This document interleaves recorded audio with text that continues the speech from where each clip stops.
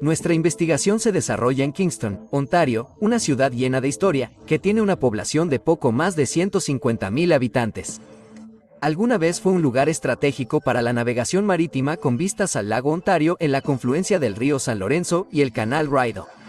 El domingo 10 de agosto de 1997, la policía de Kingston recibió una denuncia sobre la desaparición de una mujer de 48 años llamada Jutta Weber. No ha sido vista desde que salió del trabajo en Walmart alrededor de las 10 de la noche 3 días antes. Al día siguiente, Brady Marks llega a la comisaría de Kingston. Es la propietaria y amiga de Jutta Weber y también ha venido a denunciar su desaparición. El detective Mike Campbell recoge la declaración de la señora Marks. A Brady le preocupaba que las persianas de Jutta estuvieran bajadas y no pudiera ver el interior de su departamento. Brady tiene una pastelería en el garage en la parte trasera de su propiedad. Ella miraba y veía a Jutta con regularidad. Cuando no estaba en el trabajo, su GMC Jimmy estaría en el camino de entrada si ella estaba en casa. Y ella no había visto a Jutta.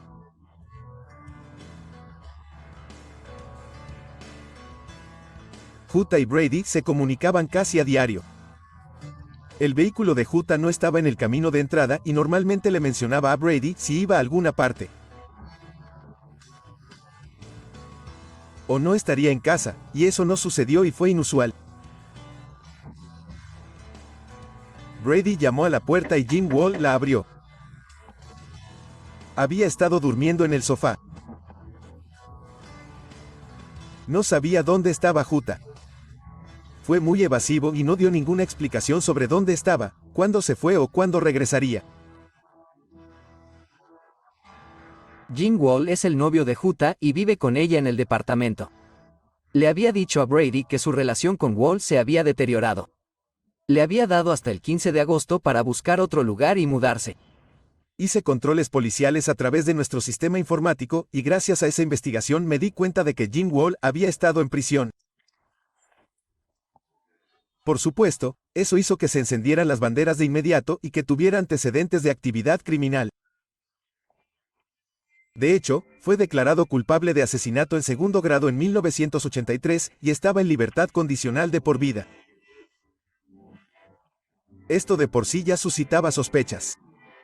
Se inclinaba más por ser una persona de interés que un sospechoso de su desaparición. Esta información hace que Mike Campbell sospeche que este caso de persona desaparecida podría ser un homicidio. La policía de Kingston le consultó a la Policía Provincial de Ontario si podían combinar sus recursos en una investigación conjunta. Pat Finnegan es un detective de la OPP asignado al caso. Estaba trabajando en Walmart. También conducía un taxi. Si lo conocieras, no lo mirarías dos veces. Era un personaje muy modesto. Podría ser un poco tonto y alegre. Ciertamente nunca mirarías a ese hombre como suele ser el caso. No caminas por la calle y dices, oh, esa persona es un asesino. Puedo saberlo con solo mirarlos. El detective Mike Campbell lleva a Jim Wall a la jefatura de policía de Kingston para una entrevista. Jim fue muy evasivo y no sabía dónde estaba Jutta. Le habían tomado declaración. Fue una declaración bastante breve. No tenía mucho que decir. Se centró principalmente en lo que hizo la noche que regresó a casa después de conducir el taxi. Dijo que Jutta estaba en casa en ese momento y que creía que estaba durmiendo en el dormitorio. Así que entró y, en lugar de despertarla, decidió cerrar todas las persianas y dormir en el sofá. Jim dice que escuchó a Jutta pero no la vio, por lo que cree que ella se despertó a media mañana y se fue. Y luego él se despertó alrededor de la 1 de la tarde. Pensó que podría haber ido a casa de su madre, pero no estaba seguro y luego no pudo contabilizar el resto de su tiempo durante las siguientes 24 horas. El detective Campbell entrevista al dueño de la compañía de taxis donde Jim Wall es conductor. Descubre que Wall no se presentó a trabajar el día después de la desaparición de Jutta Weber. Jim tenía previsto trabajar. El dueño del taxi, que Jim iba a hacerse cargo, dijo que llamó 25 minutos antes y le dijo al dueño del taxi que no podía trabajar esa noche. No dio ninguna explicación. Surgió algo. Otra persona de interés para los investigadores es el exmarido de Jutta Weber. Llevan varios años separados. Dieter Heidebrecht era el exmarido de Jutta. Estaban separados pero no divorciados formalmente. Cuando lo analizamos, como en la mayoría de los matrimonios, alguna infelicidad causa la separación. Por supuesto, queríamos ver eso. Su exmarido no se encuentra en Canadá, sino que viaja por Alemania. Los investigadores tendrán que esperar a su regreso para interrogarlo. El detective Campbell continúa su investigación interrogando a la gerencia y al personal de Walmart, que trabajaron con Jutta la noche en que desapareció. Nunca se tomaba licencia por enfermedad, siempre llegaba a tiempo a trabajar y era bien conocida por los empleados. Era muy inusual que ella no se presentara a trabajar. Algunos empleados habían visto a Jutta caminar hacia su automóvil, subirse a él, salir del estacionamiento de Walmart y girar a la izquierda hacia los límites de la ciudad, como si fuera a ingresar a la ciudad.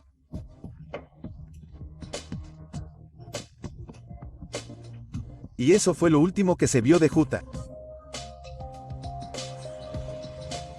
No salió de Walmart hasta después de las 10 de la mañana del 7 de agosto.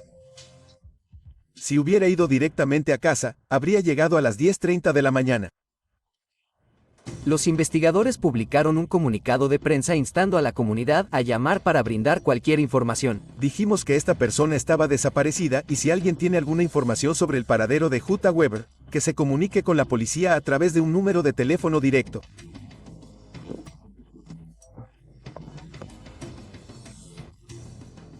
Con eso, empezamos a recibir avisos y pistas que teníamos que seguir.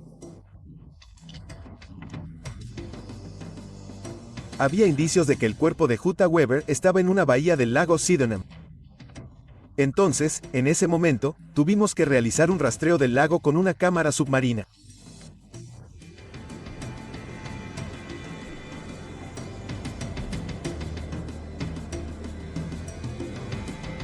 Mientras tanto, la policía busca el vehículo de Jutta, que desapareció junto con ella. El GMC Jimmy 1986. De Jutta. Fue localizado a unas 5 cuadras de su residencia el 15 de agosto por otro investigador.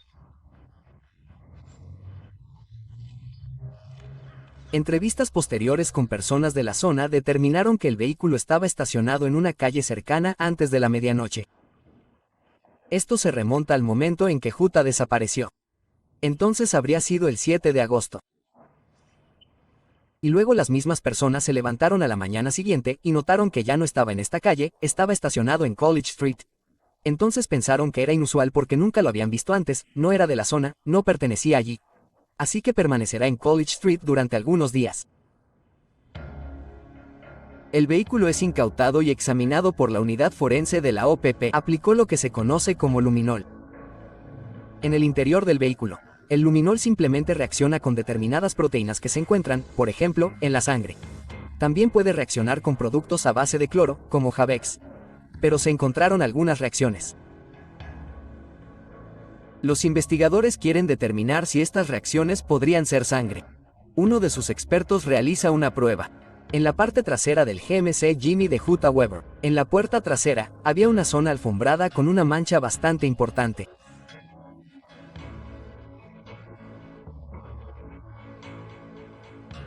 A Mónica Sloan, bióloga y experta en ADN del Centro de Ciencias Forenses, se le pide que analice muestras encontradas durante la investigación. Entonces, el luminol pertenece a una clase de pruebas llamadas pruebas presuntivas.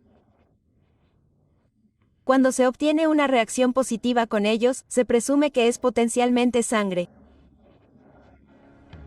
Y se basan en una reacción de color, o en el caso del luminol, en la reacción de emisión de luz.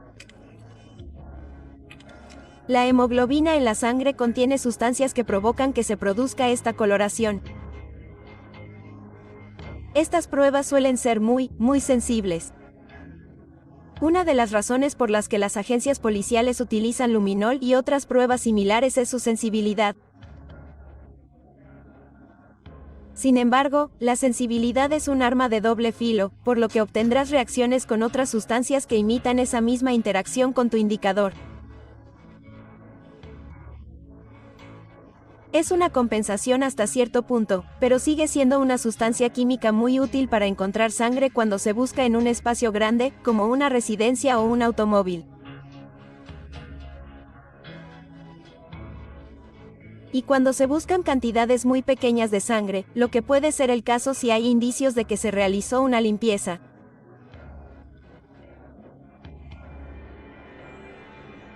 Las pruebas de luminol revelan que la mancha encontrada en la parte trasera de su camioneta es de hecho sangre. ¿Qué pasó con Jutta Weber? ¿El análisis de la sangre encontrada en la parte trasera de su camioneta revelará alguna pista?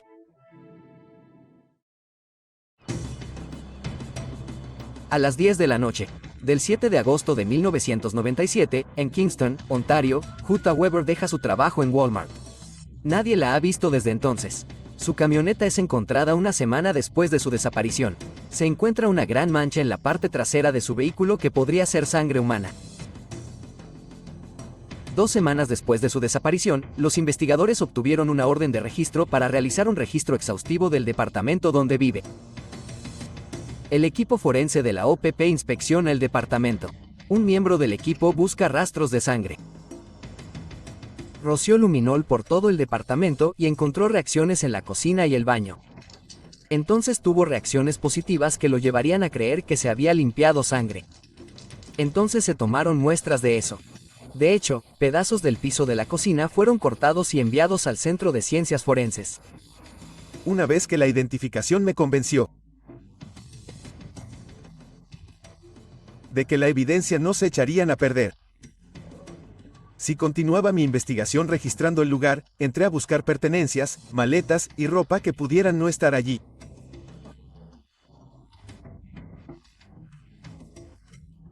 Cualquier cosa que pudiera demostrar que Jutta había hecho las maletas y se había marchado. Hice que Brady Marks entrara en el piso conmigo, pero no encontró nada que faltara. Todo estaba en su sitio, su armario, su bolso y todas sus pertenencias. No faltaba nada. El equipo forense reúne una variedad de muestras que se enviarán para su análisis. Se enviaron numerosos elementos. Se envió una aspiradora. La computadora fue confiscada y posteriormente enviada a Ottawa a la RCMP para revisar el disco duro en busca de cualquier cosa que pudiera haber sido borrada o robada.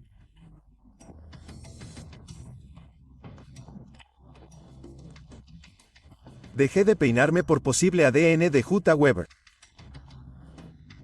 En ese momento, necesitábamos una comparación si encontrábamos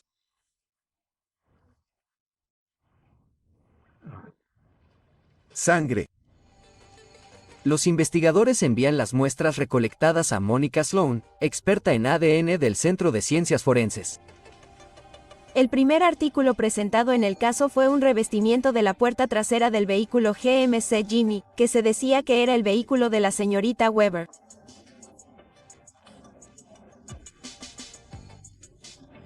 Pero en este trozo de plástico moldeado y alfombra había varias manchas de sangre visibles, y dentro del montón de la alfombra se encontraron varias gotas de sangre.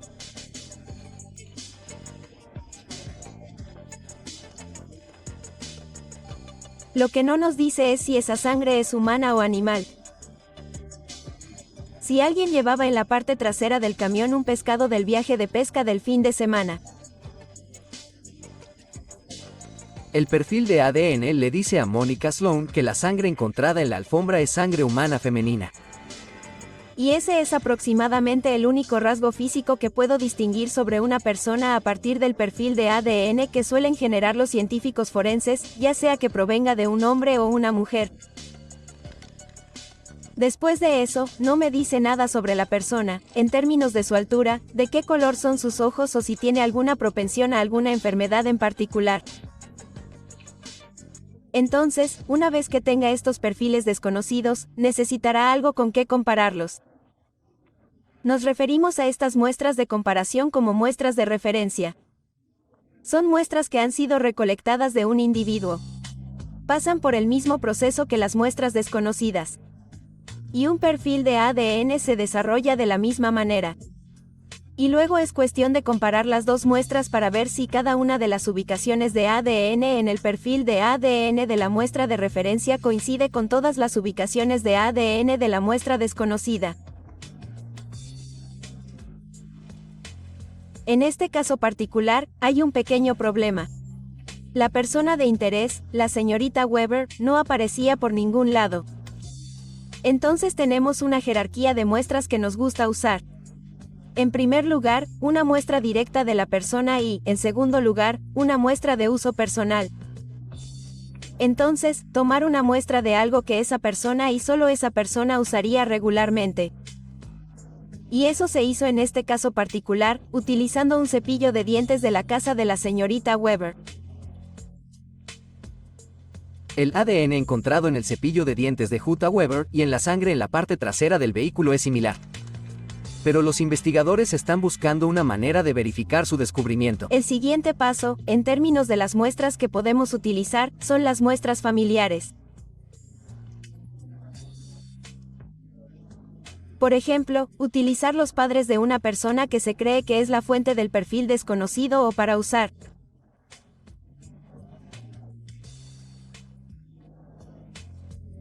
un niño y el otro padre. En un trío familiar concreto, para intentar reconstruir el perfil de la persona de interés. Entonces, cualquier persona de la línea materna tiene el mismo perfil de ADN mitocondrial. Entonces, una madre, todos sus hijos y su madre comparten el mismo ADN mitocondrial en un perfil. Entonces, si estás tratando de hacer ese tipo de análisis, necesitarás a alguien en esa línea. La policía sabe que el señor Heidebrecht es el segundo marido de Weber. Sin embargo, tiene una hija de su primer matrimonio que vive en Alemania.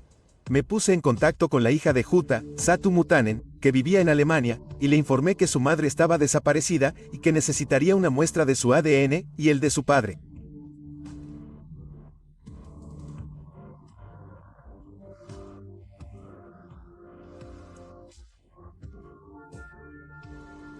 Heidebrecht regresó de Alemania y sigue siendo sospechoso en el caso Weber.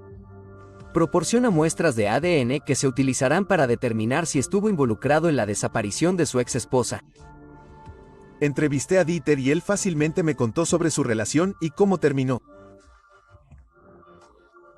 Fue muy cooperativo. Poco tiempo después me facilitó toda la información que le había solicitado.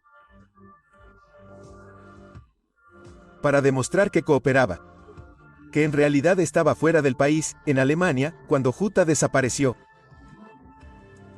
Heidebrecht es eliminado como sospechoso de la desaparición de su exmujer. El análisis del ordenador incautado en el apartamento de Jutta Weber revela otra pista. Cuando recibí el análisis de la computadora, descubrí que Jutta Weber había escrito una carta a un amigo en Alemania.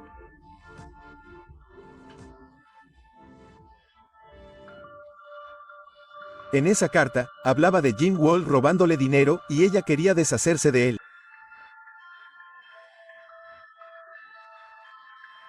Estaban rompiendo y ella no confiaba en él. Jim Wall se convierte en el principal sospechoso. La OPP lo puso bajo vigilancia las 24 horas. Lo primero que hicimos fue asignar un equipo de vigilancia a tiempo completo para observar a Jim Wall.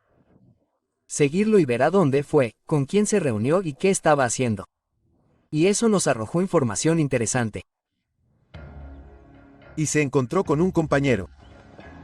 Más tarde lo identificamos como Donald Gasly, con quien pasaba mucho tiempo. Fueron al equipo de pelota local. Y jugaban a la pelota juntos. Y mientras vigilábamos tanto a Wall como a Gasly, parecían estar hablando mucho. Susurrando y sentándose a hablar donde no hay nadie más cerca.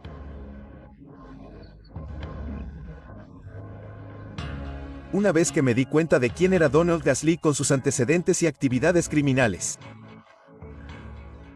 dio lugar a aún más sospechas. Donald Gasly es bien conocido por la policía de Kingston. Donald Gasly es un criminal profesional. Era un delincuente sexual condenado que estaba siendo investigado por interferencia sexual con niños pequeños.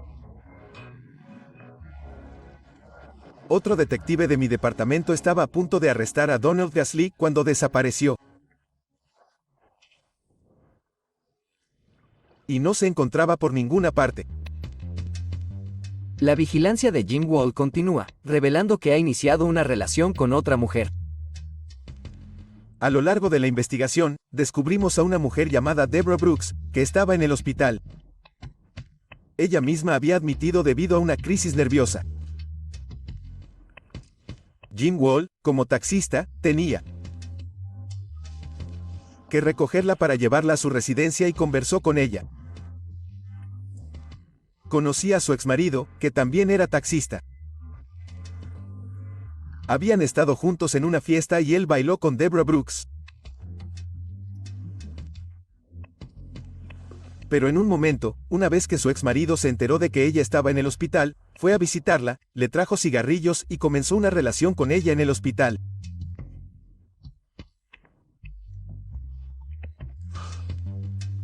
Los oficiales notaron que Jim Wall y Deborah Brooks parecen haberse vuelto muy cercanos, a pesar del poco tiempo que se conocen desde que Jutta desapareció.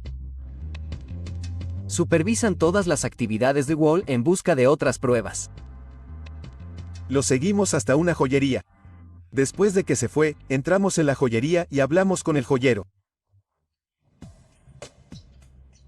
Los investigadores descubren que Jim Wall tomó un anillo cuyo tamaño el joyero había cambiado. En este momento, la policía no sabe si esta información es relevante para su investigación. Deborah Brooks aclara la situación. Era alrededor de la 1 de la mañana de la madrugada cuando recibí una llamada telefónica en casa. Vine a trabajar y la entrevisté hasta las 7 de la mañana. Comenzó a contarle sobre su pasado y en eso incluía el hecho de que había cumplido condena por asesinato. En un momento, la tiene en el suelo, se sienta ahorcajada sobre sus hombros y la tiene inmovilizada contra el suelo. Él está representando cómo asesinaron a este otro joven, lo que a ella le pareció muy inquietante. En ese momento, la relación se volvió un tanto extraña. Decidió que no era alguien con quien quería tener una relación. Deborah Brooks le dice al detective Campbell que Jim Wall le había dado un anillo.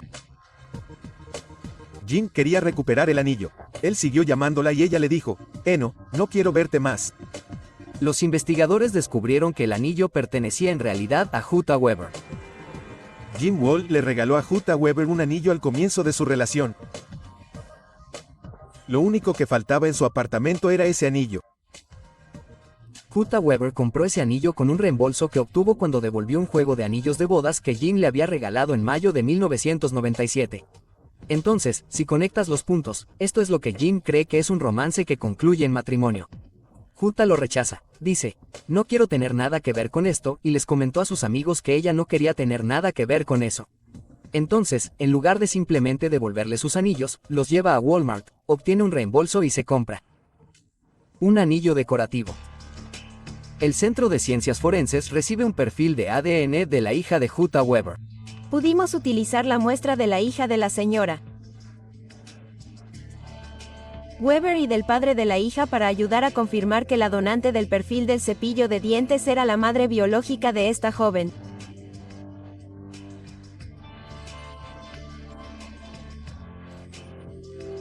El experto en ADN concluye que la sangre encontrada en la parte trasera del camión de Jutta Weber es la suya.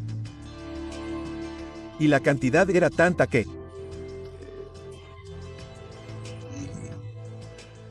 sería poco probable que la persona sobreviviera. Pero los investigadores aún no tenían el cuerpo ni otras pistas. Finalmente, hubo un periodo en el que habíamos hecho todo lo que creíamos que podíamos hacer. No íbamos a llegar a ninguna parte y sabíamos que sin un cuerpo sería difícil presentar una denuncia. También especulamos que Donald Gasly, que parecía ser el mejor amigo de Jim Wall, de quien sospechábamos desde el principio que estaba involucrado y que no tenía un muy buen historial para mantenerse alejado de los problemas, eventualmente se metería en problemas. De hecho, Mike Campbell y yo habíamos hablado de eso. Él se ganaría un premio gordo y luego vendría a buscar un trato.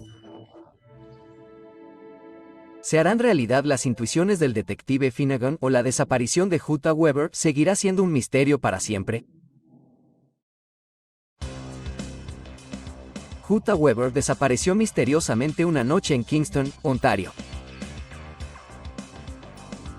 Las pruebas llevan a los investigadores a creer que se trata de un asesinato, aunque no tienen el cadáver. El novio de Jutta Weber, Jim Wall, es el principal sospechoso.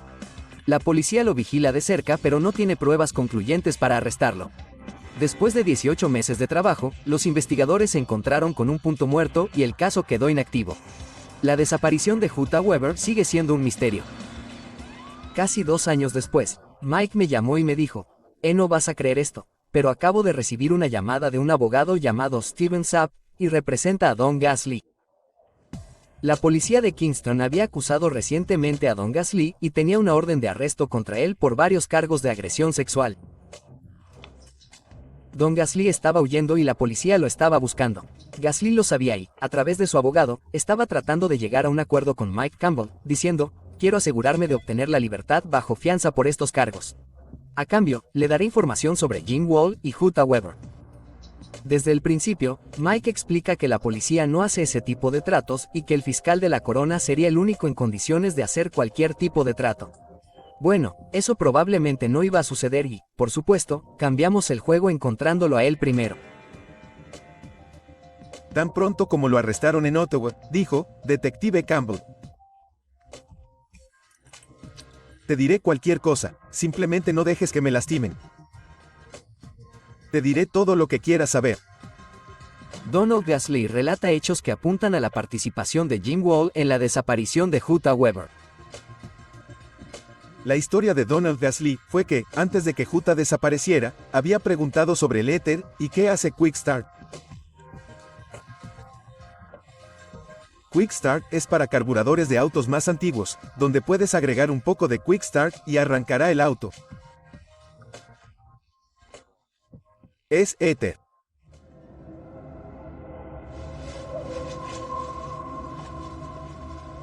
Donald Gasly le dijo que el éter podía dejar a alguien inconsciente. Si se pone sobre la nariz y la boca durante un tiempo muy breve. También dijo que Jim Wall había tirado el Quick Start que había usado con Jutta en un contenedor de basura, justo al otro lado del estacionamiento. Así que solo confiamos en lo que dijo, que había dejado a Jutta inconsciente y la había matado. No supo cómo la mató y la cortó en la bañera. No tenemos ninguna evidencia directa de cómo fue desmembrado su cuerpo. Tenemos a Don Gasly diciendo que la cortó en la bañera y luego la metió en bolsas de basura. Habría esperado que la bañera hubiera estado hecha un desastre, independientemente de lo bien que la limpiara. Nos dijo que salieron esa noche en el vehículo de Jutta Weber. Su historia fue que Jim Wall lo llamó a las 9 de la mañana y le dijo, nos vemos en la esquina de Hillandale y Princess.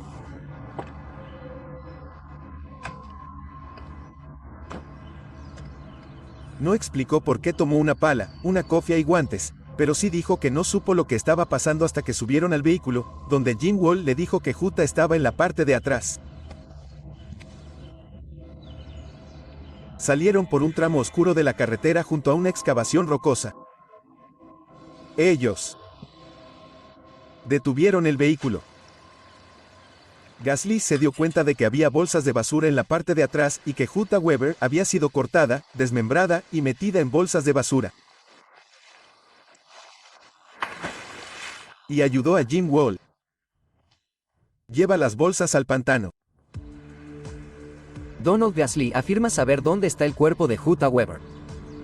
Los investigadores obtuvieron la orden de un juez para sacar a Gasly de la custodia para que pudiera llevarlos al lugar donde fue arrojado el cuerpo. Durante 3 días, recorrimos un área de Montreal Street, desde Kingston hasta Battersea.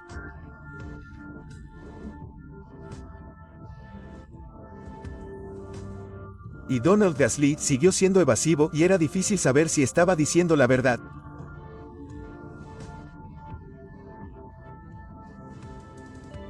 Era tarde, 2 de la mañana o 2:30 de la mañana, y estaba bastante frustrado en ese momento. Me estacioné a un lado de la carretera y detuve el auto. Donald Gasly estaba en el asiento delantero a mi lado y Mike Campbell estaba en el asiento trasero. Le dije, mira, tengo cosas que hacer y una familia a la que volver a casa. Tú no. Yo me iré a casa, con un agradable fuego en la chimenea, y tú regresarás al centro de detención de donde venimos. Vamos a conducir por este camino una vez más y, a menos que tu memoria mejore mucho más rápido, habremos terminado de jugar por hoy. Así que, aquí vamos. Entonces empezamos a conducir. Fue un silencio sepulcral y de repente, dice, detén el auto, detén el auto. Algo parece correcto en esto. Y había, no quiero llamarlo camino de entrada, sino un lugar donde se podía entrar con un auto en marcha atrás. Allí había una puerta de acero. Y no sé por qué, porque te lleva a un montón de cedros y rocas, y luego a un pantano enorme. Lo dejamos caminar solo y caminamos sobre y alrededor de los árboles y ramas caídos por la tormenta de hielo de 1998. Donald no hizo eso. Caminó en línea recta hacia el pantano, sobre ramas rotas, ramas de árboles y escombros. Donald pasó directamente por encima de ellos y, cuando llegó a cierto punto, dijo, Detective Campbell. Detective Finnegan, encontré algo. Creo que hay una bolsa de basura debajo de todos los arbustos. Entonces quitamos la suciedad y la tierra alrededor del artículo, y es una bolsa de basura y los animales la han abierto. Podrías levantarlo y ver su interior. No parecía tener mucho contenido, aparte de un poco de una sustancia amarillenta.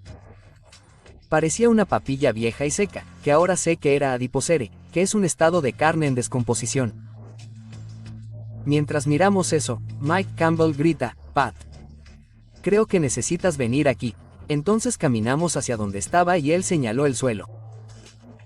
Y sentado al borde del pantano hay un cráneo perfectamente intacto. Gasly viene detrás de mí, ve esto e inmediatamente cae de rodillas sollozando y dice, ese bastardo, no tenía derecho a involucrarme en esto. Hasta el día de hoy, sospecho de cuánto de eso fue clase de actuación y cuánto fue sincero, porque realmente no creo que tenga conciencia. En mi opinión, fue solo parte de un acto para distanciarse del acto tan horrible de participar en el transporte de sus restos a ese lugar.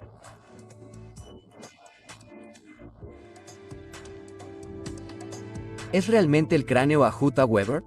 ¿La bolsa de basura revelará evidencia que demuestre que Jim Wall la asesinó? Más de 2 años después de la desaparición de Jutta Weber, la policía recibe una llamada de Donald Gasly diciendo que sabe dónde están sus restos. Donald Gasly es un criminal muy conocido por la policía. Espera que se le reduzca la pena de prisión a cambio de información sobre Weber. Los lleva a un pantano donde afirma que su amigo Jim Wall, que era el novio de Jutta Weber, se deshizo de su cadáver. La policía encuentra un cráneo. Se envía para análisis para determinar si podría ser Jutta Weber. Si los resultados son positivos, el caso se convertirá oficialmente en homicidio. Sabíamos que Jutta tenía algunos trabajos dentales importantes y empastes de oro. Se podía ver el oro brillando a la luz del sol, nunca lo olvidaré. Gasly nos recuerda que la pala debería estar ahí arriba. Ahí es donde lo arrojó. Pensamos, bueno, echemos un vistazo mientras estamos aquí. Así que los tres trepamos por el borde de este corte de roca, saltamos una valla y caminamos hacia un campo. Y ahí está, 2 pies delante de nosotros, la pala. La hierba ha crecido encima, el sol le pega y parece una pala que lleva allí 2 años. No tocamos nada en ese momento. Regresamos e hicimos las llamadas. Necesitábamos a alguien uniformado para transportar a Gasly de regreso a la cárcel. Luego sacamos a los forenses e hicimos el mayor examen posible durante los 2 días siguientes. Encontramos otras 2 costillas durante esa búsqueda inicial. La bolsa de basura y el cráneo eran realmente todo lo que necesitábamos en ese momento.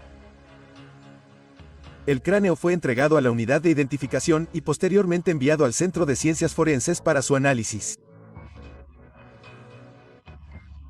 En ese momento descubrí quién era el dentista de Jutta Weber y enviaron los registros dentales al centro y los compararon con los dientes del cráneo.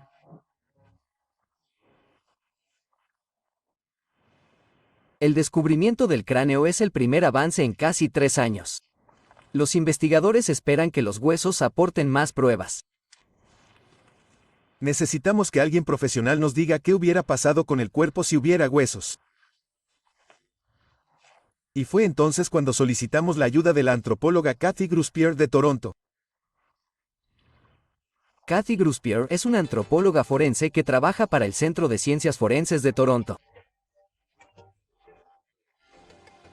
Los antropólogos forenses se ocupan del estudio de restos humanos y restos humanos no identificables visualmente. Por lo general, la gente supone que nos fijamos en restos de esqueletos. Nuestro fuerte es determinar información que de otro modo no se conocería a partir de restos de esqueletos humanos, como la biología del grupo, la edad, el sexo, la raza y la estatura de alguien, una vez que el tejido ha desaparecido.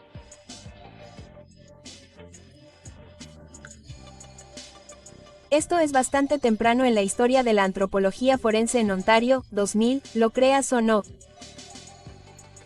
Hacia el año 2000, la policía empezó a interesarse por lo que podía ofrecerles un antropólogo forense en el lugar de los hechos. Buscaban identificar los huesos en la escena porque estamos en un entorno en el que también podría haber muchos huesos de animales. Desafortunadamente, los investigadores deben esperar hasta después del deshielo primaveral para buscar en el pantano. Fue muy difícil abandonar lo que se sabe que es la escena de un crimen sin forma de asegurarla, dejarla desatendida durante varios meses y simplemente dejar que la naturaleza hiciera su trabajo. Pero en este caso particular, no teníamos otra opción. El Centro de Ciencias Forenses confirma que los registros dentales de Jutta Weber coinciden con el cráneo. Los investigadores finalmente tienen pruebas suficientes para arrestar al principal sospechoso.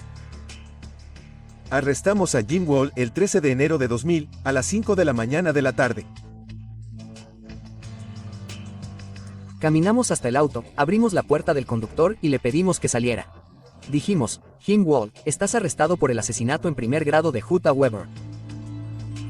Los investigadores pidieron a Kathy Gruspier que analizara los fragmentos de cráneo y costillas para asegurarse de que todas las muestras fueran de la misma persona. Le hice un análisis antropológico determinando lo mejor que pude su edad con lo que tenía, su raza y su sexo.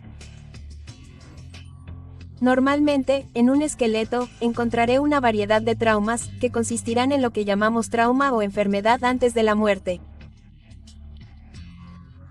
Y podemos decir que sucedió antes de que la persona muriera debido a los signos de curación.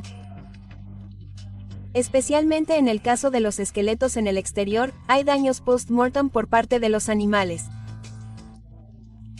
Esto es algo bastante común.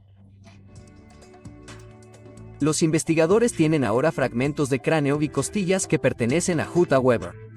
Pero todavía no saben cómo murió. ¿Las aguas del pantano revelarán alguna pista sobre la causa de su muerte? 2 años después de que Jutta Weber fuera denunciada como desaparecida, los investigadores pueden identificar positivamente sus restos. Esperan ansiosamente el deshielo primaveral para continuar su investigación del pantano donde se encontró su cráneo. El novio de Jutta Weber, Jim Wall, ha sido arrestado y acusado de su asesinato. No sabía qué tan profundo era el pantano hasta que llegué allí. Básicamente, estaban haciendo una búsqueda hombro con hombro a través del pantano, simplemente agachándose y levantando cosas. No es una forma ideal de buscar. Estás trabajando a ciegas en el agua. No tienes nada más que tus manos y el agua está fría en abril. El agua del pantano está turbia y les impide realizar una búsqueda exhaustiva. El equipo examina tierra firme hasta encontrar una solución.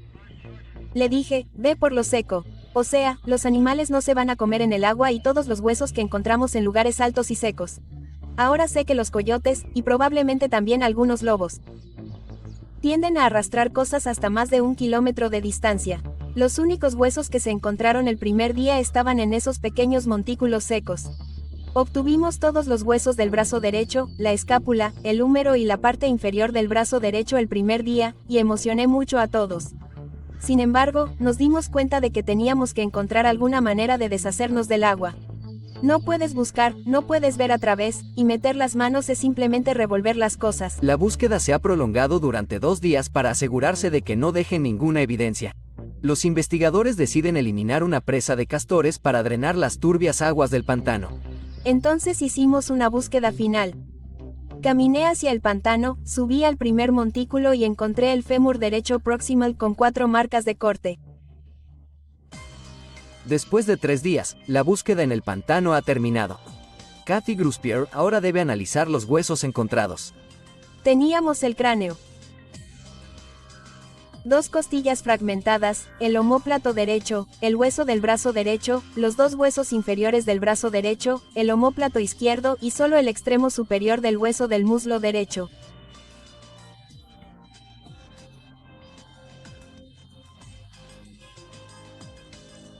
Todos los huesos mostraban alguna evidencia de carnívoros carroñeros. Creo que era un carnívoro pequeño, así que no estábamos tratando con coyotes, podría haber sido el perro de un granjero. Por lo general, se pueden ver los pinchazos de los dientes caninos de estos animales, pero eran más pequeños, así que sugería algo parecido a un zorro. El fragmento de fémur derecho presenta signos de desmembramiento y fractura. Cuando hago un análisis de desmembramiento, tomo medidas y moldes y miro bajo el microscopio para caracterizar lo que veo. Al caracterizar estos cortes, pude ver que fueron causados por una sierra, no por una hoja recta. El tipo de cortes y el reposicionamiento de la sierra me dijeron que era una sierra de mano con curvas de inicio en falso que medí en 1.1 milímetros, lo que significa que la hoja era más delgada que eso, pero la mayoría de las hojas de sierra lo son.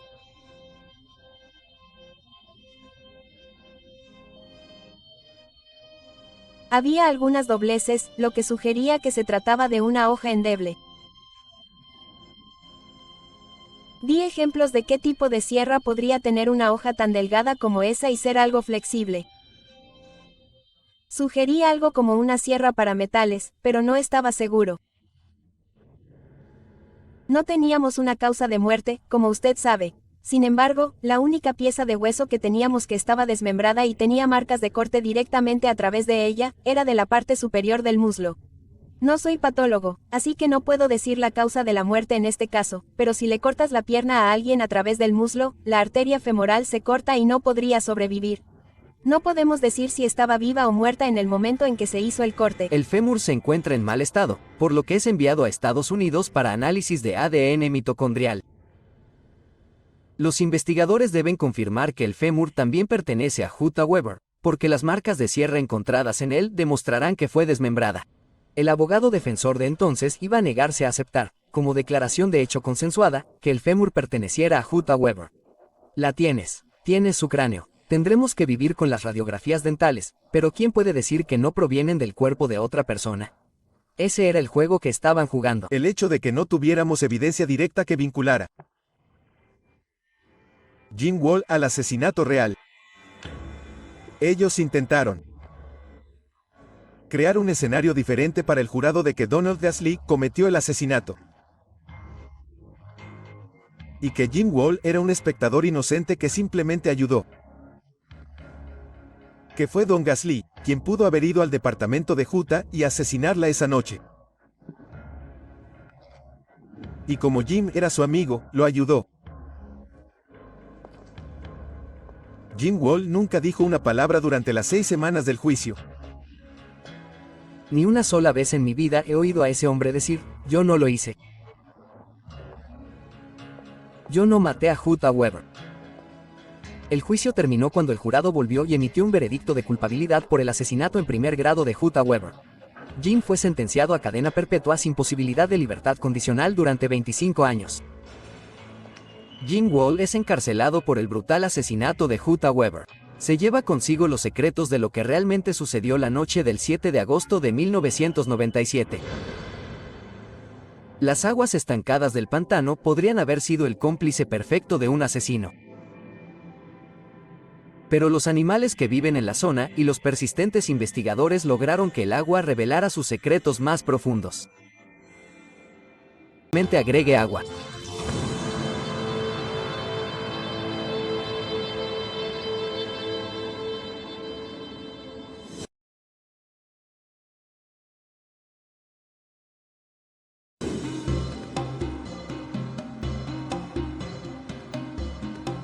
Brandon es la segunda ciudad más grande de Manitoba. Se encuentra a poco menos de 3 horas en coche desde Winnipeg hacia el oeste por la autopista Trans-Canadá. A pesar de su tamaño, tiene una mentalidad agrícola de pueblo pequeño. Todos se conocen y las noticias viajan rápido. El clima es muy caluroso en verano y muy frío en invierno, pero casi siempre es seco y ventoso. Hay pocos asesinatos en Brandon, a veces menos de uno por año. Generalmente es una pelea con cuchillo que sale mal. Por eso las circunstancias que rodearon el asesinato de Erin Chorney tuvieron un impacto tan profundo en la comunidad. El agua juega un papel clave que sellará el destino de su asesino. El 27 de abril de 2002, Debbie Chorney va a la comisaría de policía de Brandon para denunciar la desaparición de nuestra hija de 18 años, Erin. Inicialmente, Erin fue vista por última vez por su madre la noche del 21 de abril de 2002. En realidad, no fue reportada como desaparecida hasta varios días después, y eso fue simplemente porque se sabía que Erin había desaparecido. Por un par de días. Cuando estaba en modo fiesta, se quedaba con amigos, no hablaba con su familia. Entonces no fue tan inusual. Después de unos 5 días de no tener contacto con su familia, ellos, por supuesto, se preocuparon más y nuestro informe inicial a la policía. ¿Les gusta la escena de bar, como la escena de fiesta? En ese sentido, probablemente sea un adolescente típico, especialmente en una comunidad más pequeña como Brandon, donde los fines de semana están llenos de ese tipo de cosas. Pero había otro lado de Erin. Está la familia Erin, que se preocupaba profundamente por sus 2 hermanos, por sus padres, su familia extendida y, como muchos adolescentes, tomó algunas malas decisiones en la vida. Malas decisiones en las personas con las que estaba saliendo o con las que tenía una relación sentimental. La investigación de la desaparición de Erin la llevan a cabo inicialmente agentes uniformados. Lanzaron una búsqueda nacional. Las consultas se realizan en hospitales, centros de rehabilitación, albergues. La policía monitorea las transacciones en sus cuentas bancarias. Conocen a los familiares y amigos de Erin, incluido su exnovio, Michael Bridges. Es un joven de 20 años con fama de mujeriego. Cuando pienso en Michael Bridges, pienso en alguien que estaba lleno de sí mismo, que tenía un gran ego, que se consideraba un verdadero mujeriego, un verdadero hallazgo, una especie de tipo macho. Y es curioso porque su apariencia física no respaldaba eso. Quiero decir, no era un gran culturista o no había nada físicamente llamativo en Michael Bridges. Quiero decir, parecía un poco vagabundo. La policía pronto descubre que Michael Bridges ha sido nombrado en un cargo de agresión contra Erin Chorney. Se supone que no debe estar en contacto directo con ella. Desafortunadamente, y esto no es algo poco común que se vea en relaciones domésticas volátiles, una orden judicial a veces no vale el papel en el que está escrita, especialmente cuando la parte que debe proteger en este caso, Erin Chorney, no lo hace.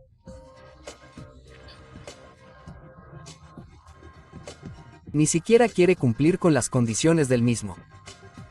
La investigación revela que Erin y Michael se han visto varias veces, incluida la noche de su desaparición. Pasó el domingo en casa de su madre y luego tuvo una cena familiar con su madre y su hermana menor. Recibió una llamada telefónica después de la cena y salió por la puerta diciendo que iba a ir a tomar un café con una amiga y que no tardaría en irse. Salió del edificio de apartamentos, seguida por su hermana pequeña, quien la vio subir a un auto.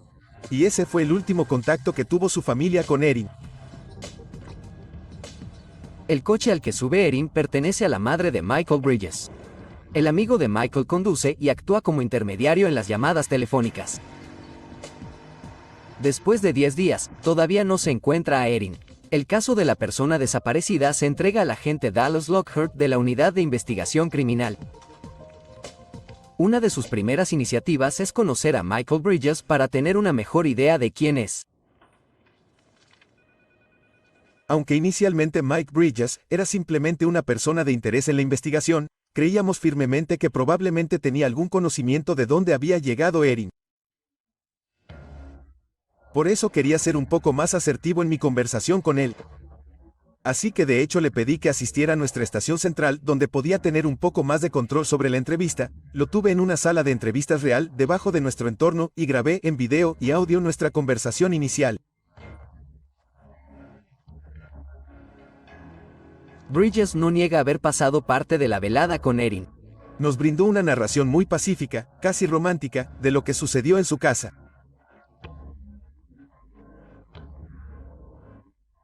Y luego de eso, indicó que ella dijo que estaba caminando hacia la casa de un amigo y salió de la casa de su familia.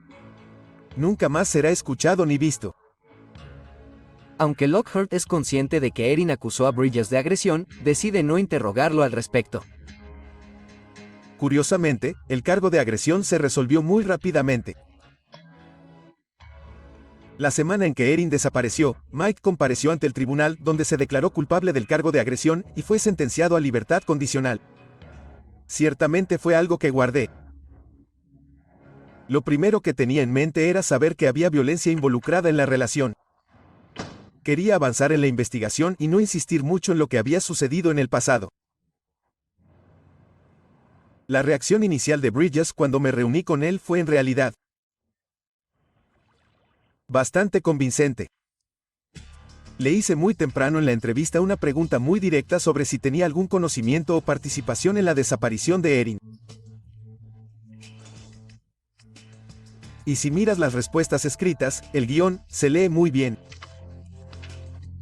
Pero cuando miramos el aspecto del video, sería lo que llamamos una negación muy débil. El lenguaje corporal y las palabras no coincidían. Lockhart envía la grabación de video de la entrevista de Bridges a un analista de la División D de la RCMP, su unidad de delitos graves. El informe confirma las intuiciones de Lockhart sobre el comportamiento de Bridges. Aunque no dijo nada sobre matarla o tener alguna participación, la policía sí dice que insinuó la mano. A través de su lenguaje corporal, se deslizó un par de veces y habló de Erin en tiempo pasado, lo que dicen que alguien que no tuviera conocimiento directo de que ella ya estaba muerta no habría hecho. Quiero decir, alguien que te importa desaparece y crees que todavía está viva, no estarías hablando de ella en tiempo pasado, y él lo hizo. El desliz freudiano de Michael Bridges despierta las sospechas de Lockhart. ¿Bridges sabe más de lo que admite? Dallas Lockhart vuelve a contactar a Bridges para pedirle que se presente a la prueba del polígrafo. Pero Bridges se niega. Afirma que su abogado le aconsejó que no cooperara. Este es el fin de la actitud cooperativa de Michael Bridges. Se vuelve progresivamente más retraído. 37 días después de la desaparición de Erin Chorney, el caso sigue siendo oficialmente un expediente de persona desaparecida. Pero extraoficialmente, la policía ahora está considerando otras posibilidades, incluida su muerte. Los investigadores organizan una búsqueda terrestre desde la casa de Michael Bridges hacia los alrededores. Ver cómo iba a reaccionar Michael Bridges al saber que había un grupo de personas buscando zonas y estas estaban cerca de su casa. Para ver qué nivel de participación iba a ofrecer en cuanto a sumarse a las búsquedas. Nos dijo que amaba a Erin y que nunca haría nada para lastimarla. Sin embargo, cuando llegó el momento, no se presentó en ninguna de las búsquedas para ayudar al público en general ni a los grupos de búsqueda. Si nos fijamos en dónde estaba ubicada la casa de los Bridges, en ese momento estaba en las afueras del sur de Brandon. Y justo al otro lado de la puerta trasera de Mike, al otro lado del pequeño campo abierto, estaba el cementerio de Brandon. Entonces todas esas áreas abiertas fueron registradas tanto por nuestras unidades caninas como por grupos de búsqueda de la oficina del comisionado de bomberos. Lamentablemente la búsqueda terrestre no arroja resultados. La investigación se estanca. Lockhart pide más recursos a sus superiores para continuar la investigación. Su solicitud es aprobada y el sargento Doug Paulson se convierte en su socio. Juntos revisan toda la información recopilada hasta la fecha. La única explicación plausible que pueden encontrar para la desaparición de Erin Chorney es un crimen. Cambian la investigación de una persona desaparecida a un homicidio. Primero obtienen una orden judicial para registrar el vehículo de la familia Bridges. ¿Encontrará el equipo forense pruebas que lleven a Lockhart y Paulson al cuerpo de los internados?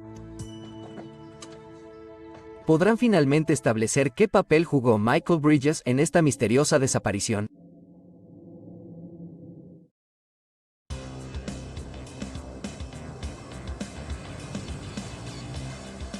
La noche del 21 de abril de 2002, Erin Chorney, de 18 años, desaparece después de una visita a su exnovio Michael Bridges en Brandon, Manitoba. Bridges sigue siendo el principal sospechoso, pero sin una escena del crimen o el cuerpo de la víctima, la policía no puede hacer ninguna acusación ni arrestar. La familia de Erin Chorney no pierde la esperanza de encontrar a Erin con vida. Intentan mantener el interés en su caso a través de los medios de comunicación.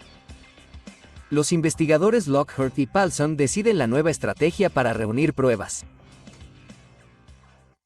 Analizando varias posibilidades sobre lo que pasó con Erin. Si se había encontrado con un acto sucio, sospechábamos que probablemente ocurrió en la casa de los Bridges. Sabíamos que Erin había estado allí, y el escenario más probable que se nos ocurrió en ese momento fue que Mike usara el vehículo familiar para transportar el cuerpo. Dadas esas razones, combinadas con muchos otros factores de la investigación, ejecutemos una orden de registro en el vehículo familiar. Se lleva a cabo una búsqueda encubierta en el coche de los Bridges. Lo roban y lo entregan en el garaje forense de la policía de Brandon. Simplemente comenzaré todo esto con el hecho de que debido a que ella era su novia, esto nos presentaba algunos problemas. Incluso si encontráramos rastros de evidencia, en el mejor de los casos sería un desafío demostrar hasta qué punto esto había sucedido. Pero, ya saben, obviamente estamos analizando áreas en el vehículo. Nos concentramos en la parte trasera, las áreas del asiento trasero en las que colocarías un cuerpo para transportar. Usamos luminol, además buscamos pelos y fibras. Estábamos grabando. Estábamos buscando huellas dactilares. ¿Podríamos encontrar sus huellas en el vehículo? Tomaríamos emoticones y reaccionarían. En otras palabras, emotic es básicamente un trozo de papel tornasol que reacciona con la sangre. Entonces nos da una indicación de que es sangre. No sabemos si es humano o animal. Teníamos algunas áreas en el vehículo que eran así. Los tomamos con muestras y luego, obviamente, los enviamos al laboratorio. Centrado en todo el vehículo, incluidas cosas como muestras de suelo. Ya sabes, si encontráramos un sitio de entierro, podríamos vincularlo con un tipo de suelo similar, para regresar a donde estábamos. Mientras tanto, la familia Bridges denuncia el robo de su coche a la policía. Una vez finalizada la inspección forense, supuestamente el coche es encontrado y devuelto a sus propietarios, quienes no sospechan nada. Los resultados del análisis de sangre no son concluyentes. Si el cuerpo de Erin fue transportado en el coche, no quedan rastros. Solo en este caso particular no coincidió con nada. Eran pistas falsas, por así decirlo. Entonces se te ocurrió un resultado que también puede reaccionar con el cobre o con las soluciones de limpieza, por lo que bien pudo haber sido algo así. El siguiente paso obvio para el agente Lockhart y su equipo es una búsqueda encubierta de la casa de Michael Bridges. Esta oportunidad surge a mediados de julio de 2002. Las circunstancias de esta búsqueda no son particularmente fáciles. Después de permanecer cerrada durante varios días bajo un sol abrasador, la casa está tan caliente como un horno. Exuda un hedor sucio a arena para gatos.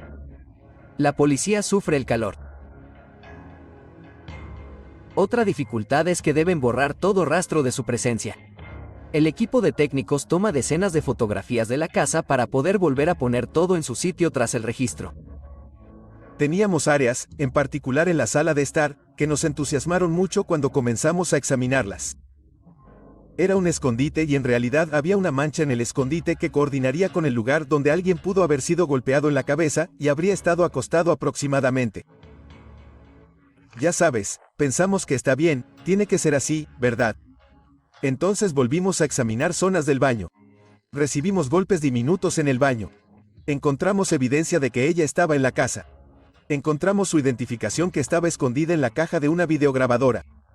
Encontramos una cadena y encontramos horquillas y cosas así. Pero ¿fue eso suficiente? ¿En busca de evidencia de juego sucio? Obviamente no. La caja de cinta VHS que contiene algunos de los efectos personales de Erin Chorney intriga a Lockhart. ¿Podría ser algún tipo de trofeo o souvenir? Supongo que se podría teorizar que los conservó porque, de hecho, la amaba. Y cuando rompieron como resultado del asalto contra ella, él quería algo para recordarla. Pero esta caja no es el único descubrimiento que despierta el interés de Lockhart. Una de las cosas que todavía despierta mi curiosidad cuando pienso en esto es que cuando estaba registrando la habitación de Michael, encontré una carta dirigida a él que fue enviada por su abogado de asistencia legal que lo representaba por los cargos de agresión. En el reverso de esa carta de asistencia jurídica había lo que yo llamaría notas de cuna, que eran un resumen básico de la información que me proporcionó durante la entrevista de investigación inicial que tuve con él. Estas notas plantean algunas preguntas importantes para Dallas Lockhart. ¿Fueron las notas escritas por Bridges en preparación para la entrevista con Lockhart? ¿O fueron escritas después de la entrevista para que pudiera recordar lo que le dijo a la policía? Una vez más, los resultados de esta búsqueda no le dan a la policía pruebas suficientes para realizar un arresto. Michael Bridges pasa la mayor parte del tiempo encerrado en su casa, manteniendo al mínimo su contacto con el mundo exterior. Una cosa que aprendimos sobre Mike Bridges es que cuando estaba en casa viendo televisión, gran parte de lo que veía eran programas sobre crímenes. De hecho, tenía un conocimiento bastante bueno de las técnicas forenses y de investigación. Lockhart y Paulson continúan la investigación, pero se están quedando sin opciones. Ninguna de las cuentas bancarias de Erin ha mostrado actividad durante meses. Ahora buscan un cuerpo. Dado que la residencia de Bridges está al lado del cementerio de la ciudad, centran su búsqueda allí. Contratan a un consultor privado que utiliza tecnología de sonar para escanear algunas tumbas que podrían contener más de un cuerpo.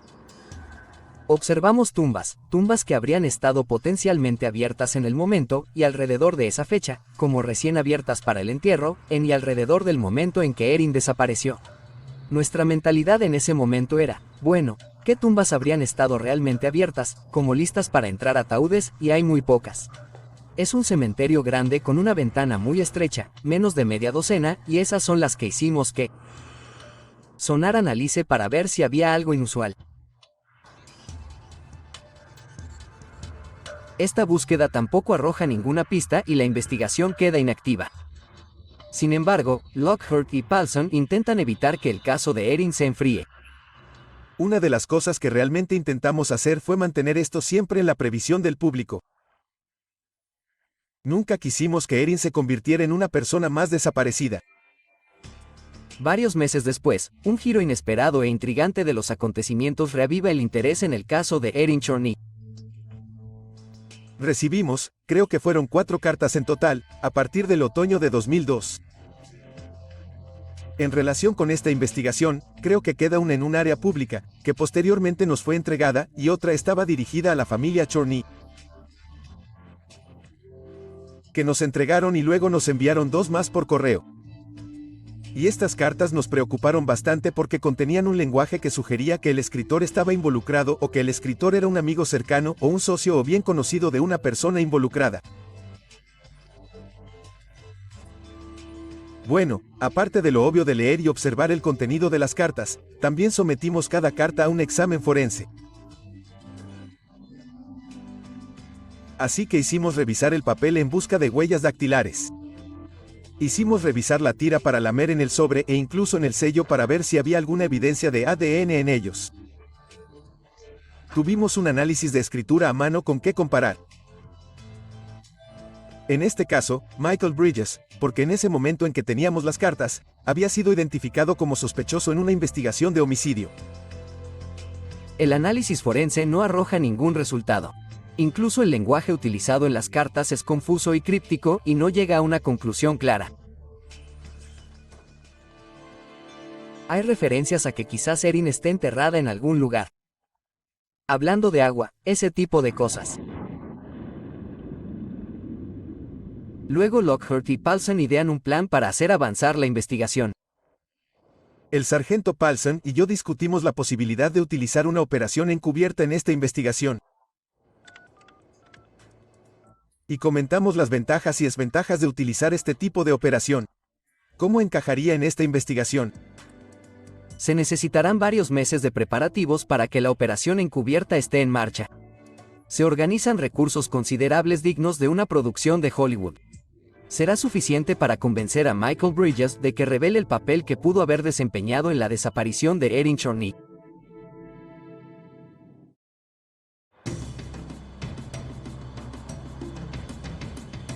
Durante año y medio, los investigadores de Brandon, Manitoba, hacen todo lo posible para encontrar a Erin Chorney, una chica de 18 años que fue vista por última vez en abril de 2002. El sospechoso número 1 no es otro que el exnovio de Erin, Michael Bridges. Pero la policía no tiene pruebas suficientes para arrestarlo. Como último recurso, recurren a los servicios especializados de la RCMP para desarrollar una compleja operación encubierta. El objetivo es conseguir una confesión del presunto asesino. Las operaciones encubiertas son procedimientos altamente clasificados dentro de los servicios policiales. Los detalles se mantienen confidenciales, un tema bien conocido por el reportero criminal Mike McIntyre. De hecho, hubo un momento en Canadá en el que se publicaban publicaciones sobre los detalles de la operación de Mr. Big. Podríamos informar sobre un juicio, podríamos informar sobre algunas de las pruebas básicas, pero en términos de las complejidades de cómo engañaron o engañaron a su sospechoso, tuvimos que mantenerlas en privado y, de hecho, hubo una batalla judicial iniciada por los medios.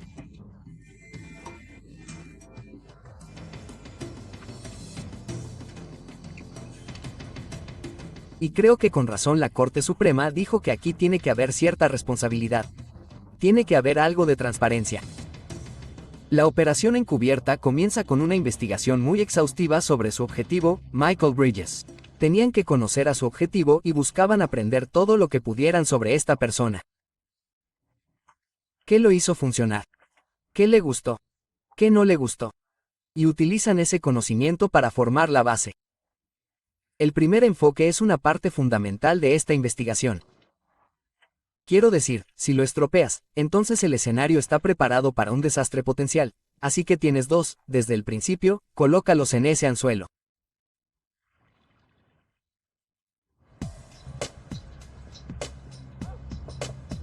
Para involucrar a Michael Bridges en la operación, la policía envía un encuestador a llamar a su puerta.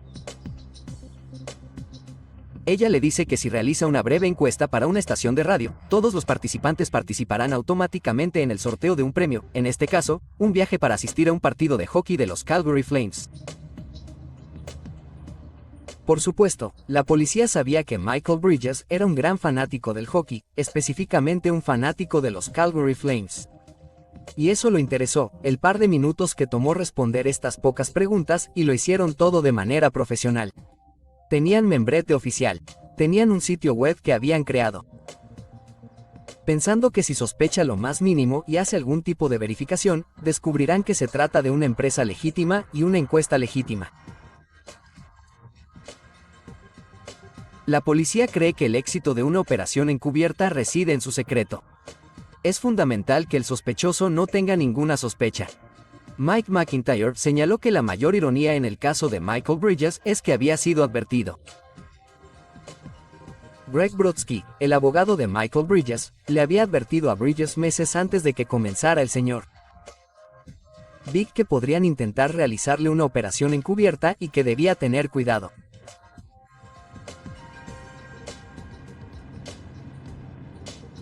Algún tiempo después, se informa a Bridges que es uno de los ganadores. Viaja a Calgary con otro supuesto ganador que era un agente encubierto.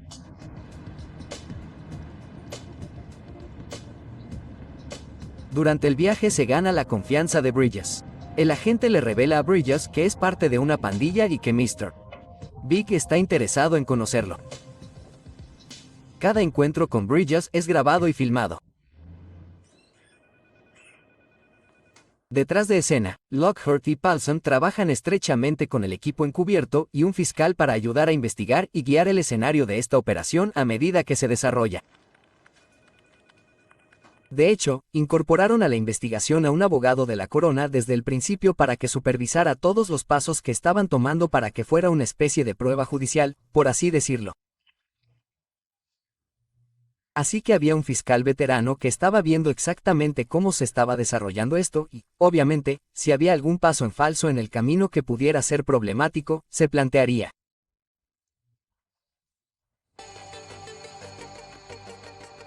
Los meses pasan, y finalmente, el agente encubierto le dice a Michael Bridges que si quiere ser parte de la pandilla debe decir la verdad sobre cualquiera de sus actividades ilegales. Una situación para la que el fiscal había preparado a los operadores. Y ese fiscal estaba recalcando a la policía durante la operación encubierta. No le hagas pensar que tiene una confesión de algo que no hizo.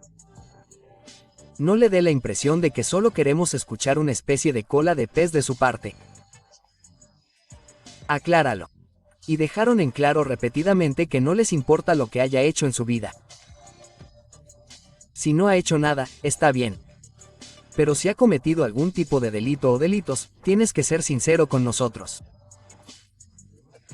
Lo único que queremos es la verdad. No queremos exageraciones. La primera confesión se produce a principios de 2004 durante un viaje por carretera entre Winnipeg y Brandon. Admitió que, en última instancia, fue responsable de matar a Erin. Se pintó a sí mismo casi como una especie de víctima, que Erin había sido la que se enfureció esa noche. Bridges también revela que está enterrado el cuerpo en el mismo cementerio que los investigadores habían buscado anteriormente. Después de la primera confesión de Mike, llevamos a cabo una investigación en el cementerio de Brandon, porque durante esa confesión reveló que había ocultado el cuerpo de Erin en una tumba existente. Una de las cosas que tuvimos que hacer luego fue identificar esa tumba específica y obtener autoridad judicial para llevar a cabo la investigación.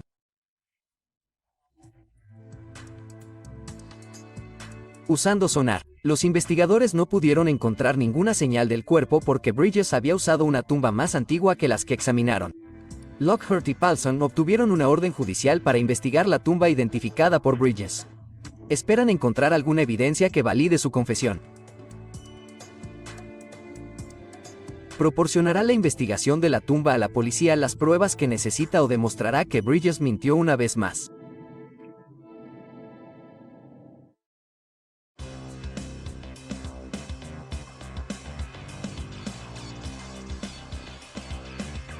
La desaparición de una joven en Brandon se convierte en una investigación de asesinato.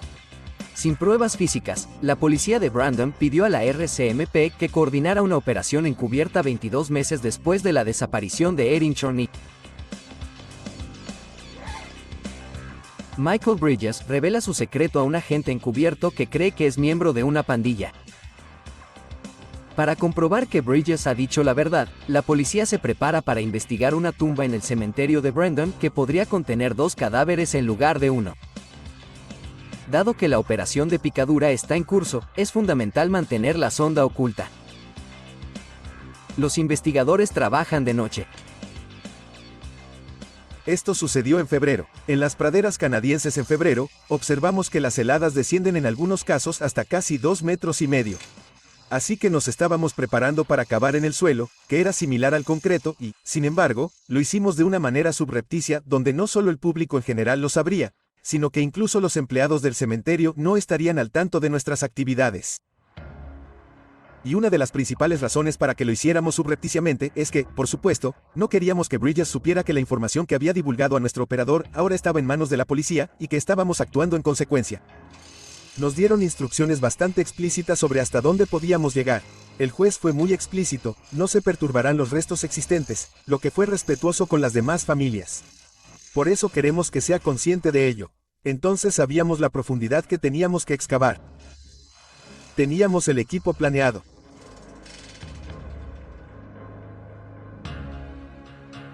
Después de varias horas y 3 intentos, la policía encuentra un trozo de tela de color claro. La tela coincide con la descripción de la sábana que Bridges usó para envolver el cuerpo de Erin. Con este descubrimiento, la policía espera obtener una orden para exhumar la tumba al día siguiente. Bruce Classen y su equipo necesitan restablecer la tumba antes de partir. No pueden arriesgarse a que este descubrimiento se haga público. Mientras tanto, los investigadores todavía sienten que Bridges podría estar ocultando algunos detalles. Lo alientan a ensayar como si fuera una película para que se sienta cómodo diciendo la verdad cuando conozca a Mr. Big. En una segunda confesión, Bridges admite que la muerte de Erin Chorney no es resultado de un accidente. La mató deliberadamente y comienza a dar detalles sobre las circunstancias del crimen. Primero, hay una discusión entre Erin y Michael. A medida que la disputa se intensifica, Bridges pierde el control y la estrangula con el brazo. El flujo de sangre al cerebro de Erin se detiene y ella colapsa.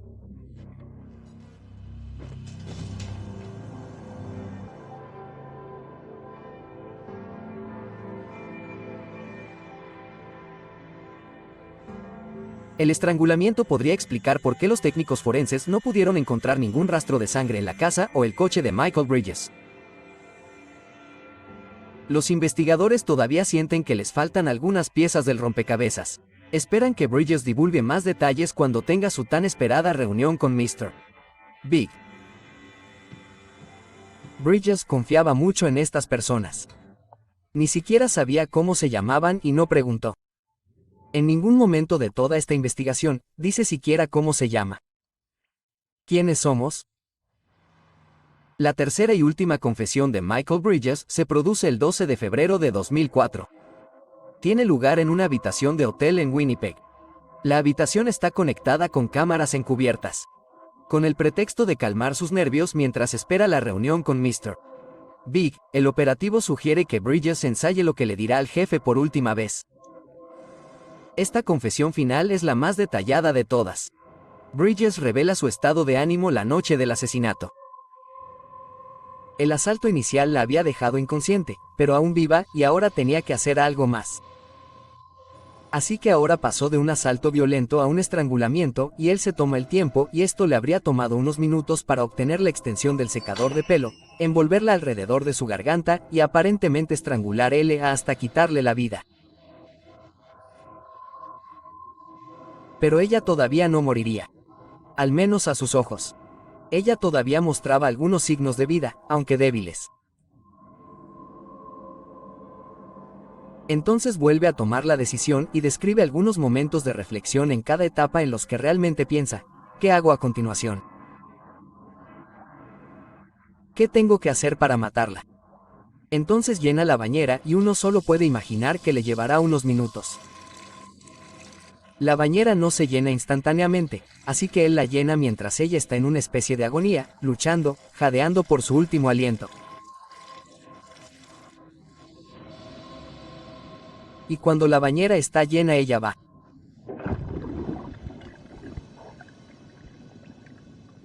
Y él la inmoviliza y la sostiene. Y describe hacerlo hasta tal punto que ya no hubo jadeos, golpes, movimientos. Ahora sabe con certeza que ella se ha ido. Obviamente, en ese momento decide que ahora está en modo de encubrimiento. Michael Bridges limpia meticulosamente el cuerpo de Erin y debajo de sus uñas para eliminar cualquier rastro de su ADN. Luego deja el cuerpo en la bañera y se va a dormir unas horas. Al día siguiente, Bridges busca una manera de deshacerse del cuerpo de Erin. Encuentra la solución en el cementerio cercano a su casa. Identifica una tumba recientemente excavada donde la hierba aún no ha vuelto a crecer.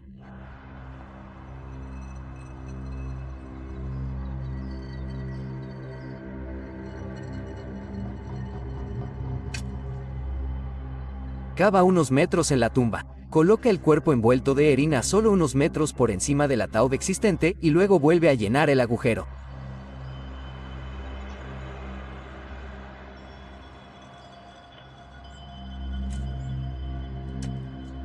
El nivel de claridad que parece haber experimentado, en lo que comenzó como un momento muy caótico. ¿Cómo alguien pasa de ese caos a ese tipo de pensamiento claro, no solo a cómo acabar con ella, sino también a cómo asegurarse de que nunca más vuelva a él?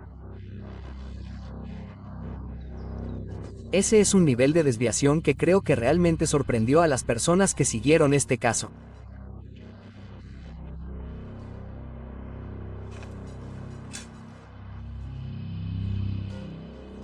Creo que se volvió mucho más fácil para él comenzar a entrar en los detalles más espeluznantes, los detalles más sádicos de lo que finalmente le sucedió a Erin.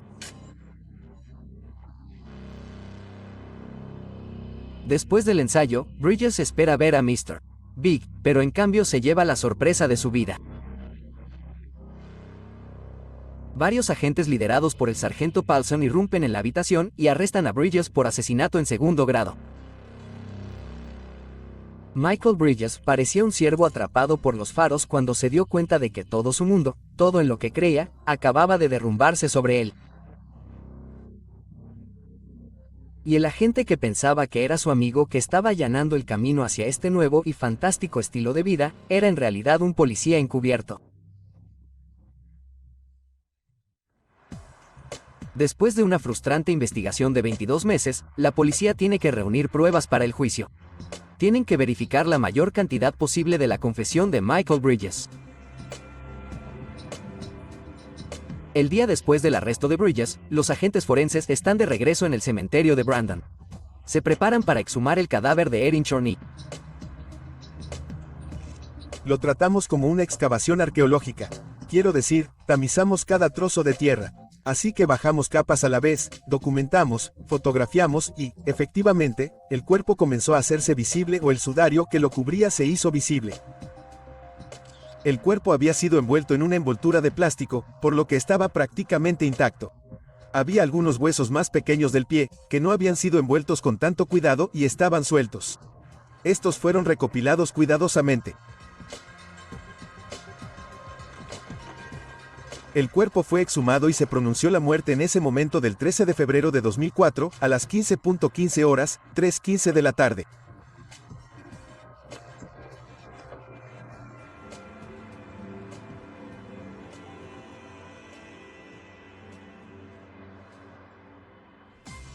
La autopsia se lleva a cabo en el Centro de Ciencias de la Salud de Winnipeg. Empiezas a desarmar las cosas y nuevamente la manta se desprendió sin demasiada dificultad. Y en las bolsas de plástico, las quitas una a la vez y las etiquetas, las marcas. ¿Dónde lo encontraste? ¿En qué parte del cuerpo lo encontraste? Derecha, izquierda, ya saben, ese tipo de cosas. Estás documentando todo eso, y luego el propio doctor comienza a abordar la causa real de la muerte. El cuerpo se identifica formalmente comparando los dientes del cadáver con los registros dentales de Erin Chorney. El Dr. Lipman procede a un examen metódico del cuerpo para identificar la causa de la muerte, pero la descomposición estaba tan avanzada que muchas técnicas no pudieron utilizarse. Los huesos que están quebrados seguirán estando quebrados y... si todavía hay un fragmento de bala, un cuchillo o algún objeto en el cuerpo, entonces se puede recuperar. Pero en este caso, había evidencia de presión en el cuello. Estaba la fractura del hueso yoides y los hematomas y el cartílago tiroides. Eso fue indicativo para mí de que había habido cierta compresión externa del cuello. Los pulmones estaban en tal estado que ciertamente no se podía hacer ningún comentario sobre si estaban llenos de agua o no. Tampoco pude ver si el estómago estaba lleno de agua. Entonces en el momento de la autopsia, al final de la autopsia, con el daño en las estructuras del cuello, yo llegó a la conclusión de que esa era la causa de la muerte. El caso de la fiscalía incluye ahora 3 confesiones de Michael Bridges, completamente documentadas mediante horas de grabaciones de vídeo y audio. También tienen pruebas físicas suficientes para corroborar la confesión de Bridges. Mucho antes de la operación encubierta, Bridges adquirió los servicios de uno de los abogados defensores criminales más famosos de Winnipeg. Otro indicio para la policía de que quizás la conciencia de Bridges no estaba tranquila.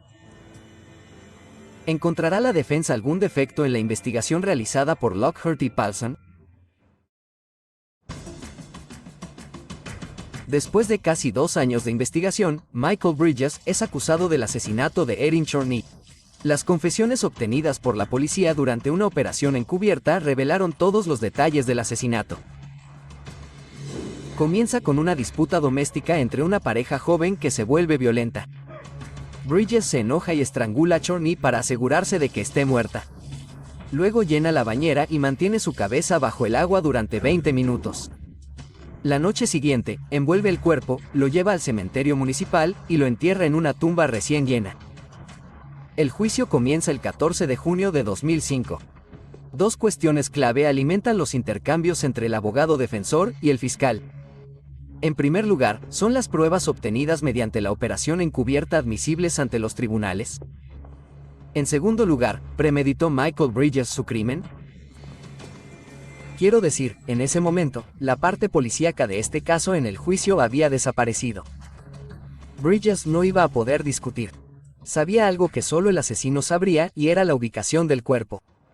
Bridges está acusado de asesinato en segundo grado en el momento del arresto. Sin embargo, ante la creciente evidencia de premeditación, el cargo se eleva a asesinato en primer grado. Era un punto de derecho fascinante. El argumento de primer grado. En cierto modo desacreditó el mito de que un plan o complot asesino tenía que ser algo bien pensado, planeado tal vez con días o semanas de anticipación.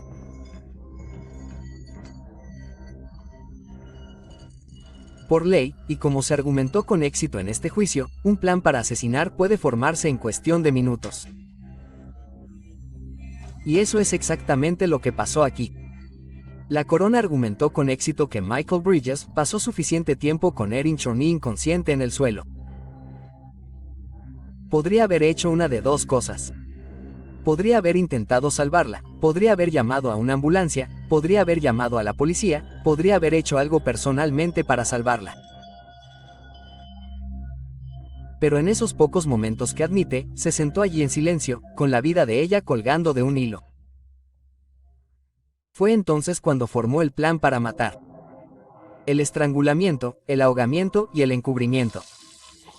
Y aunque no es una gran cantidad de tiempo por ley, fue tiempo suficiente para formar un complot asesino. Y claramente el jurado aceptó eso.